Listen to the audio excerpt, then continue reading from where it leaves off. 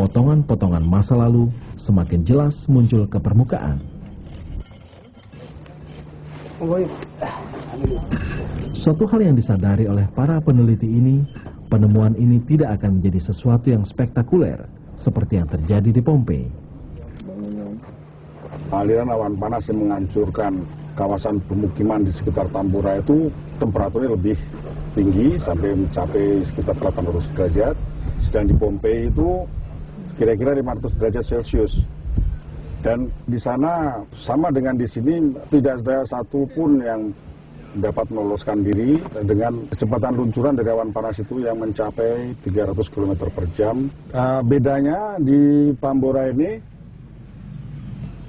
umumnya tidak tersisa bangunan itu secara utuh, karena pada saat itu umumnya bangunan di sekitar Tambora ini terbuat dari kayu. Sedangkan Pompei dan Herculaneum di sana pada saat tahun 79 Masehi bangunannya sudah terbuat dari batu. Sehingga di sana masih tersisa tatanan kota pada saat itu. Beberapa keramik yang ditemukan bermotif Tiongkok. Diperkirakan berasal dari abad ke-17. Mungkinkah di masa lalu pernah berkembang masyarakat pendukung kebudayaan asing di sana? Saya belum berani menyebutkan secara khusus, tapi secara umum hubungan perdagangan pada masa itu mungkin merata. Seperti kita kenal dengan Jawa, di Bali dengan uang yang sampai sekarang dengan tulisan Cina itu kan uang kepe. Dan banyak tradisi-tradisi yang melekat sekali unsur Cina di suatu budaya-budaya daerah. Bisa jadi akibat dari adanya pergaulan hubungan dagang.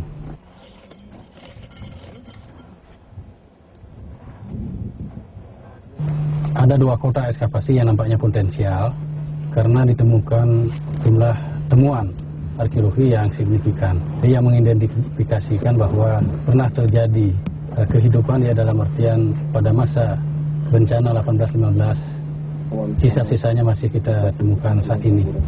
Salah satu bukti mengenai perumahan masyarakat yang ditemukan saat ini seperti yang kita lihat di sini, rumah dengan konstruksi atap.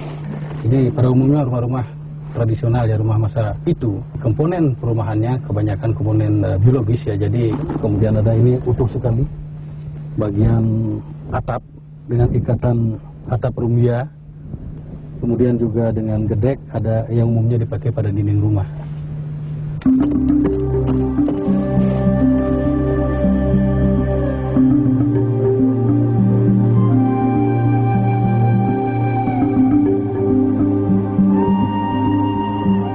Ekskavasi masih belum bisa dilakukan, menunggu waktu yang tepat dan juga dana.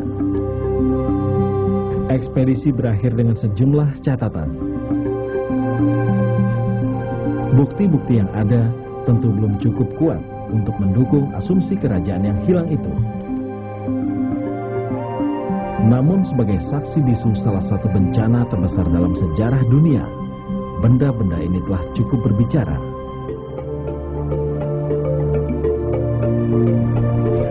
Untuk sementara, dunia masih harus menunggu kelanjutan kisah tragedi yang pernah menggetarkan dunia hampir 2 abad silam.